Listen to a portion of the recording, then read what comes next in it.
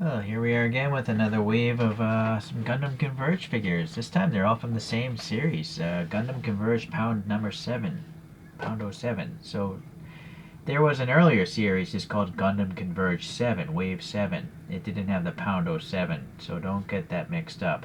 What you really want to do when you're collecting these is look for the overall number. So this is number 157, 161 in the overall Converge collection.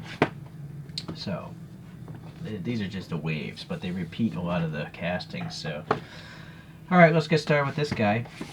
Number 157 is MSN 00100 Hyaku Shiki, and it's gold. It's pretty neat.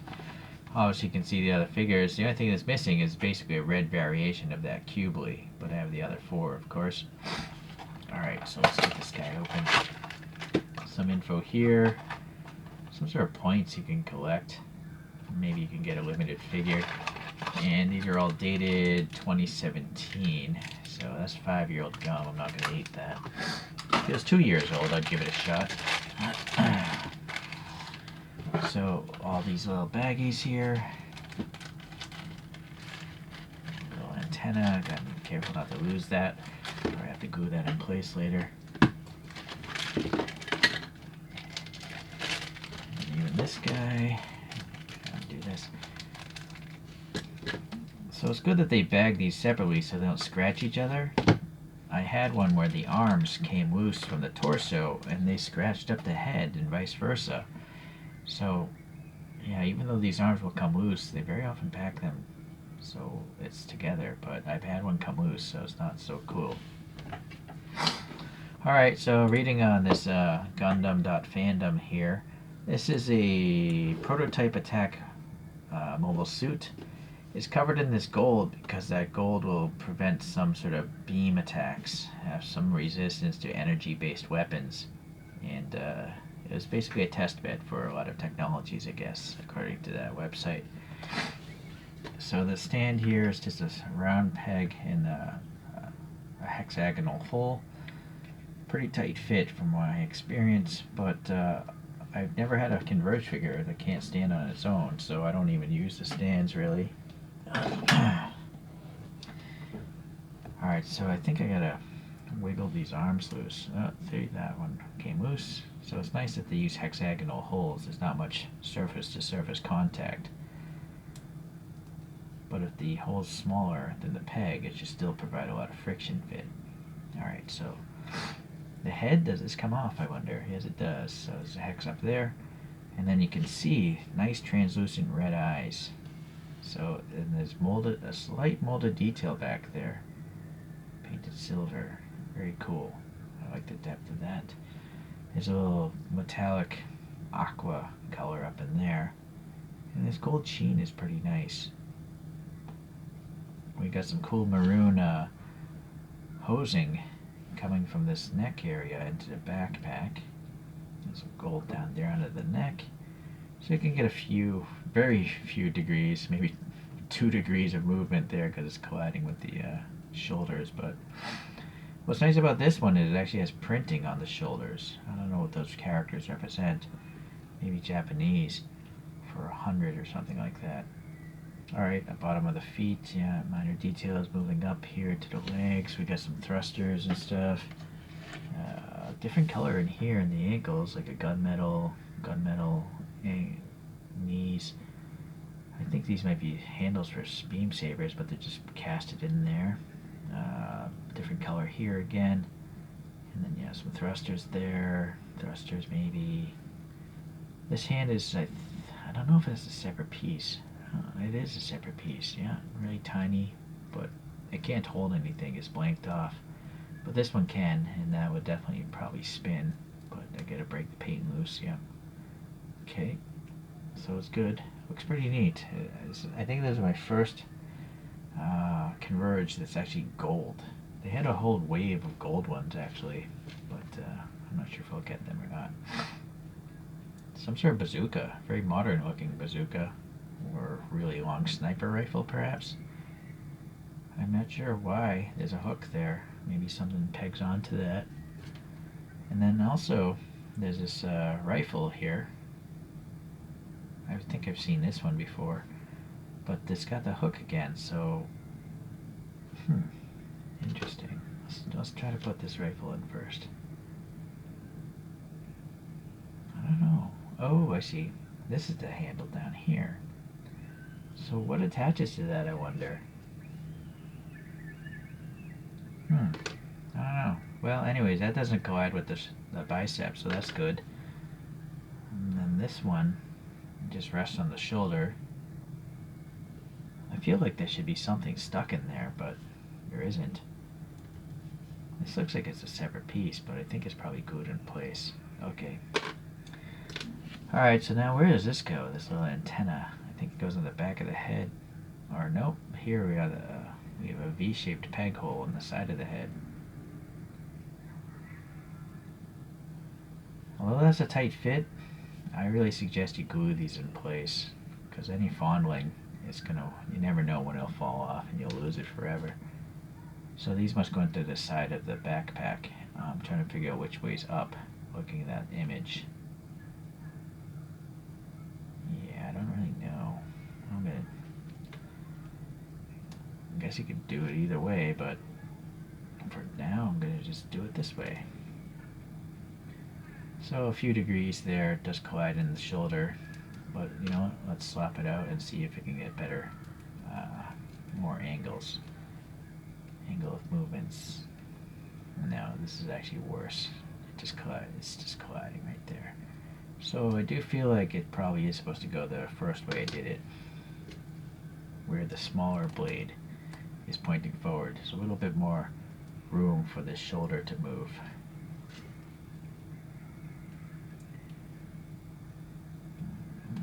Okay.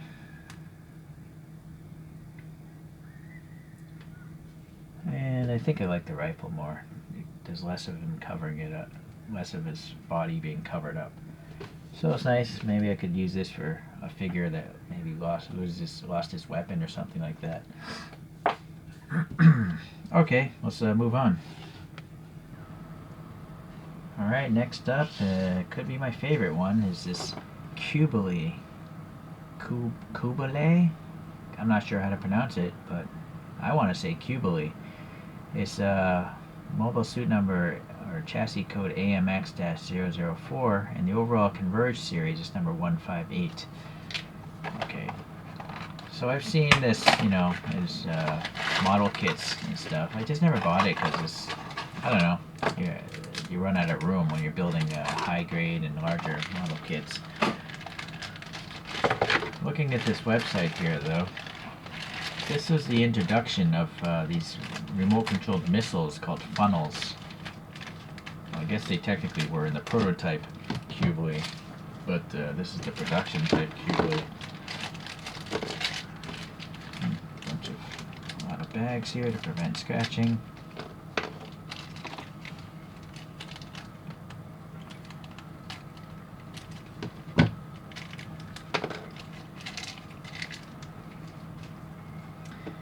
Stand, whatever. Alright, what else is written here? So, these funnels in this picture here, they're stored in its like butt area, and they're remote controlled, and they can also be recalled, I guess. So it's a bunch of 10 remote controlled missiles that can destroy stuff, but also they don't destroy themselves either. And they're controlled by this thing called a PsyCommu system. It's some sort of system that reads the mind of the pilot, I guess. So yeah, alright, so that's what's going on with this robot in the Gundam universe. It was featured in 2 series, Mobile Suit Zeta Gundam and Mobile Suit Gundam ZZ. Those 2 cartoons or animes. Okay. I know Converge put out an earlier version of this, and it had really big hands. I don't know if that's this one. I think this is the updated one because of its number. It's 150 something, 160-ish. I think the other one, the hands are close to touching the ground. Alright, well, you can see it's a white color, obviously, and they put in a bunch of pink lines here. You know, those are molded recesses, and they put pink paint in them, so that's really nice. The bottom of the feet even has some pink on there, and then the wrist area as well. And I think these might be guns in the wrists. Yeah, a lot of more recesses, but no pink. I might have to maybe buy some pink paint. I like this purple back here, and then some metal color for the knee joints. Nice details again, so you can add paint really easily into a recess. Dark gray here, purple up here, and then also purple up in these arm gauntlets. And then the shoulders are really small, they're pink. And the chest also carries over some pinko across, but it's mostly purple and a little bit of gray. So it's got like some radiator fans here, some hoses, so quite interesting. So the head, let's look at these eyes. Oh yeah, the fandom webpage said this is one of the last mobile suits to have the dual eyes instead of going to the more modern mono eye. Now that's just unfortunately just painted metallic pink. It's not a translucent plastic. Would have been cool if it was translucent. I also feel like this one didn't come out of the mold properly. Like this eye looks smaller than that eye. It also looks crooked. The neck here is a metallic, and it's a peg, of course, and sort of fins, maybe for cooling or something. So such a strange design. I get a vibe of like a knight in shining armor kind of thing, but also at the same time like some sort of bird. I'm not sure what kind of bird though. So you can actually twist the head quite a bit. Yeah, alright. But I really wish they had ball peg systems like action figures so you could tilt it and tilt the thing better. Well, you can't tilt it at all now. So here's the butt thing, and it's got the suit frame number in it, the Xeon logo, and unfortunately no paint there, but paint here, and then those are those 10 funnel missile sort of things. They look like funnels, I guess that's why they're called that. So this naturally is going to peg into the back. Oh, sorry. This feels like it might be rigid plastic. Guess it must peg in up here. Yeah, alright. Interesting, very interesting. And then we have these shoulder pads, and they're in two pieces. So this is the front one.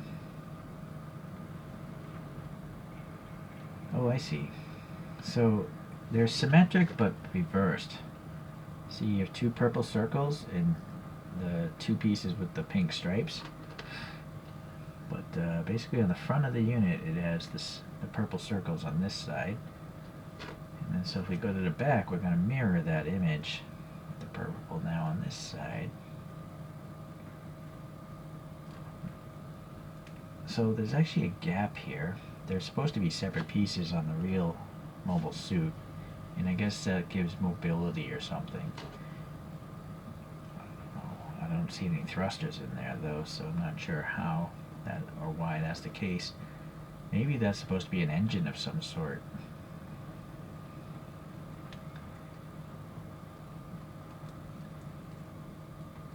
Alright, so yeah, from the top view, it's actually supposed to be gappy.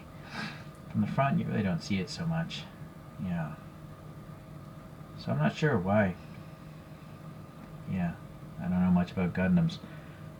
It's too bad that, I don't know if this thing spins. I'm trying to see if this gauntlet in the front spins, but I'm not getting that vibe really. But I do feel it probably is a separate piece of plastic. I don't think they could mold that pink part and this white part is one piece of plastic. But maybe it's glued in place. Please leave a comment if you know if this thing is a separate piece. I have a suspicion it is. Alright. And then the hands, yeah, they are separate pieces. Just gotta break the paint free. So yeah, you can get some interesting looks out of this guy because he's so interesting to look at in the first place. But definitely, you can go in there with some paint and add up some nice details. Ooh, unfortunately there's some pink missing there. I'll have to buy some pink paint, but I don't think I'll be able to match this shade of pink. Okay, so number 160 in the lineup is chassis XXXG-01D2, which is the Gundam Deathscythe Hell version. So reading this webpage, this is the second Deathscythe. I guess the first one was destroyed. And this is an upgraded second version, and it's meant for space battles. It's not a land-based one, although it is on the land in that image. So I guess these things can go into atmosphere and also space. It has a cloak, as you can see I'm cutting open right now. This cloak allows it to be invisible, so the operator of this Gundam likes to sneak up with its invisibility and then take out a few enemies before everyone realizes that he's there.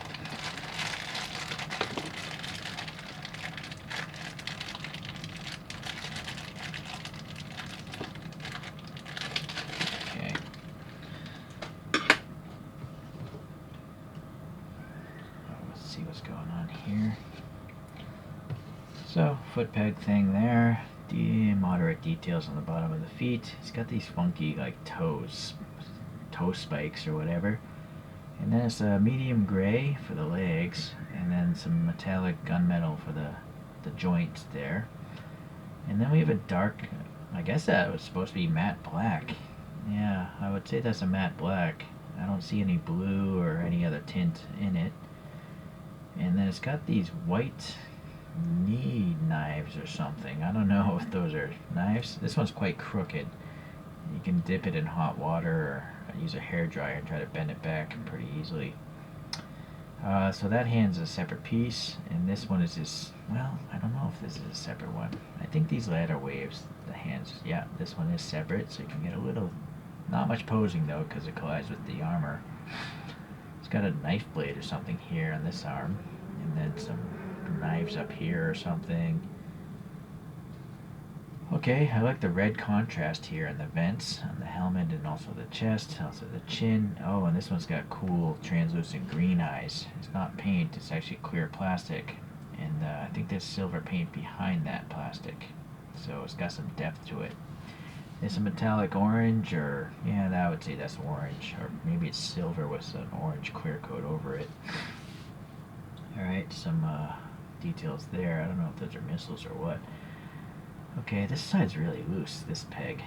I have to add some poster putty in there. Okay, what about the back? Back of the head has some venting, or I'm not sure what that is, to be honest with you. And there, no paint or anything. I feel like there should be a light in there.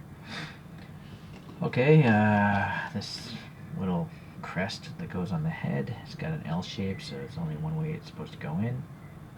And that's a pretty tight fit, but I might still glue it in place later on, after I detail this thing up.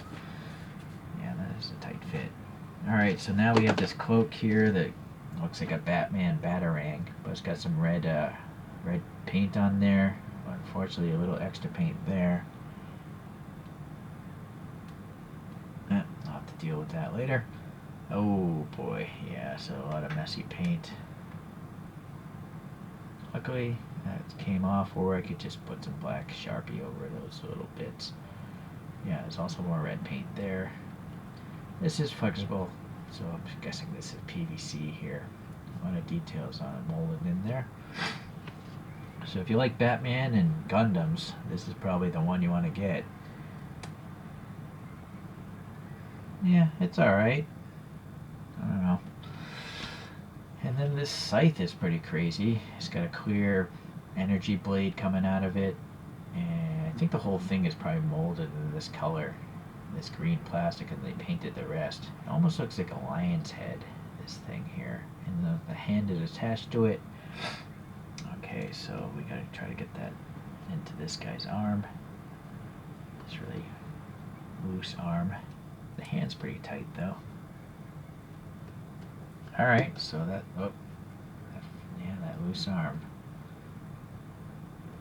Unfortunately, they have it so it doesn't bottom out. Maybe that's good, maybe it's bad. But it can't rest on the base of the scythe. Yeah, I kind of want it to, but maybe you'd want it to rest on the blade. And I've noticed that most of these things are looking down a little bit, a few degrees. So it's too bad. I'd rather have it looking forward. Last one for today is number 161 in the Converge lineup. It's ORX-3013. It's known as the Gundam Mark V or Mark V. I'm not sure if they say 5 or V. Not sure. So looking at fandom there, it says here this is a prototype quasi-Psycommu general purpose mobile suit. Okay. That's why quasi-Psycom is meaning it can be controlled by normal human beings, or there's these human beings called new types, which are enhanced humans. That's the extent of my knowledge on that. But apparently there's different classes of human beings in the Gundam universe. This was never in an anime, though. It just says it was in the photo novel Gundam Sentinel. But it doesn't say it was actually in a cartoon series. So this is a rendering, not a cartoon. Alright, oops, two little antennas there. Those will probably have to be glued on later. Stand. Let's take a look at this body here. So it's just a flat finished blue, medium blue. Bottom of the feet are darker blue. There's nice white coming across on the knee areas. Wow, I almost choked on my own breath right there. There's some red paint in here. I'm not sure if that's a door to get into this guy. The hands are separate and they can spin. The arms are separate and they can spin. So going to the back, we got some thruster details there and blocking plates or something. Decent enough details. The joints are a metallic finish. And then I think these are like missile pods or something. They have doors in front of them. Okay, so white vents. Unfortunately, the white paint's a little too much right there. Alright, so the head, oh nice, it's got the translucent eyes. They're really thin eyes, unfortunately, but yeah, you can see the depth of them. It's really cool. Some silver back there. Some metallic aqua here and here as well. And the white, of course. Yeah, so that's okay. And then that's a peg with round into a hex, so you can get some movement left and right. But I think if I actually press it down all the way, it's going to collide with that yellow collar, so only a few degrees in the full down position. Alright, so these antennae must go into here, and I will glue those later on. Let me try to at least get these in here for the video. Maybe it's directional. No, I don't get any vibe that it's left and right. I should probably do this off the...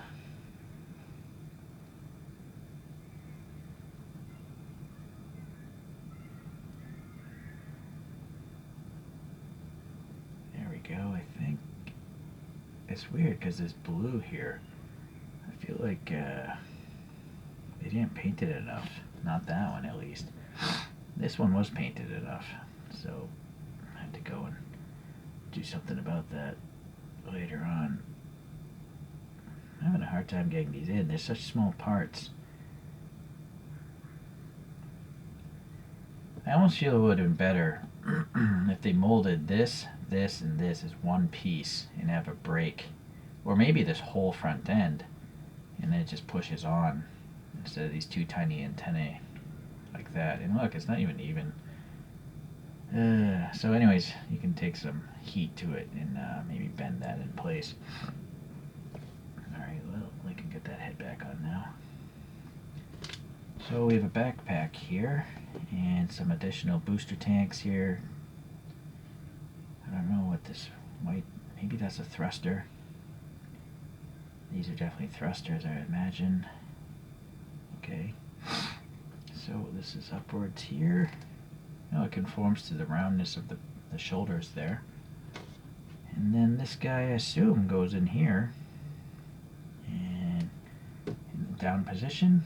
Although you could put it in the up position if you want, but that's not what the image looks like, so.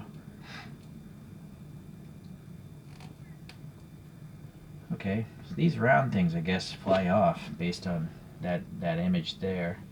The cable guided something. Maybe they're mines or something like that. Alright, so the little weapon. I haven't seen this weapon before. This little rifle. There we go. Well, it's interesting how you got the air passing through the middle, so that's kind of neat. Little, but no barrel indication, you know. Would have been nice to have a recess there. So it's just gonna rest in here. Get his arm up a little bit. Oh, so the shoulder collides with this booster tank. That's as far as the arm's gonna go up. It's interesting, this booster tank. Oh, it is a separate piece. Or is it? Maybe it's not. Nope. Alright, so you're not going to get too much articulation out of it because of these tanks colliding, but that's fine. I don't need all my figures to be Spider-Man. Well, anyone have any favorites for today? I feel like I definitely have to go with this Qubeley guy. Design-wise, it is so out there. There's no other Gundam prior to this that looks anything like that, in my opinion. Most Gundams are like really angular and they look like Lego blocks stuck together. But this guy, it's just swoopy, very swoopy. Alright, well, it's not to say the other ones are bad. I do like the additional printing on this gold guy. And who doesn't like gold? I like gold. Alright, well, as always, I appreciate you guys watching these videos and hopefully learning a little bit about the Gundam stuff, bearing in mind that I'm just reading stats off the internet, so I could be totally wrong, but that's good for me. Anyways, I will see you eventually when I get some more of these Converge figures in. Thanks for watching. Bye.